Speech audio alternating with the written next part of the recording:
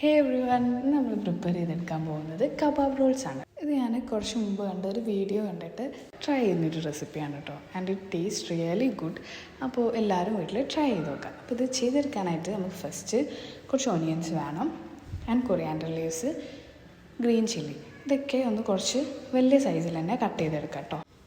ഇതൊന്ന് ചെറുതായിട്ട് കട്ട് ചെയ്തതും അതിലേക്ക് കുറച്ച് നമ്മൾ ഗാർലിക്കിൻ്റെ ക്ലോവ്സ് ഒന്ന് ക്ലീൻ ചെയ്തെടുത്തതും ഒരു മിക്സിൻ്റെ ജാറിലേക്ക് ആഡ് ചെയ്ത് അത് നല്ലപോലെ കുറച്ച് വെള്ളം ഒഴിച്ചിട്ട് ഒന്ന് പേസ്റ്റ് ചെയ്തെടുക്കാം. പിന്നെ ഇതിലേക്കുള്ള ചിക്കൻ ഒന്ന് മാരിനേറ്റ് ചെയ്ത് പ്രിപ്പയർ ചെയ്തെടുക്കാം കേട്ടോ. അതിനായിട്ട് ചിക്കൻ ഒന്ന് ക്ലീൻ ചെയ്ത് ചെറുതാക്കി കട്ട് ചെയ്തതിലേക്ക് ആവശ്യത്തിന് salt, garam masala, red chilli പൗഡറും കുറച്ച് ചില്ലി ഫ്ലേക്സും ആഡ് ചെയ്ത് ഒരു മാരിനേറ്റ് ചെയ്തൊരു 10 മിനിറ്റ്സോളം ഒന്ന് റെസ്റ്റ് ചെയ്യാൻ വെക്കാം കേട്ടോ.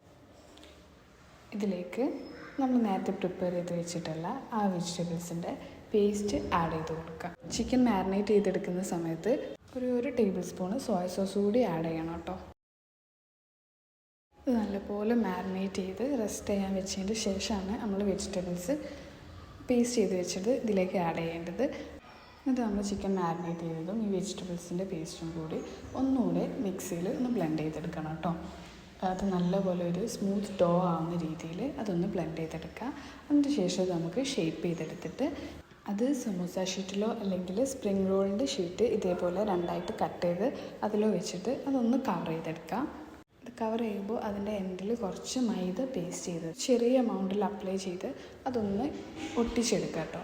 ഇങ്ങനെ എല്ലാ കബാബ്സും റെഡിയാക്കി വെച്ചതിന് ശേഷം നമ്മൾ മൈദയുടെ ബാറ്റർ കുറച്ചുകൂടി ലൂസായിട്ട് ഒന്ന് പ്രിപ്പയർ ചെയ്ത് അതിലിതൊന്ന് കോട്ട് ചെയ്തിട്ട് ബ്രെഡ് ക്രംസിൽ കോട്ട് ചെയ്ത് ഒന്ന് ഫ്രൈ ചെയ്തെടുക്കാം. ഇതൊരു ഗോൾഡൻ ബ്രൗൺ കളറായി വരുന്നത് വരെ ഒരു മീഡിയം ഫ്ലെയിമിൽ ഒന്ന് ഫ്രൈ ചെയ്തെടുത്താൽ മതി കേട്ടോ.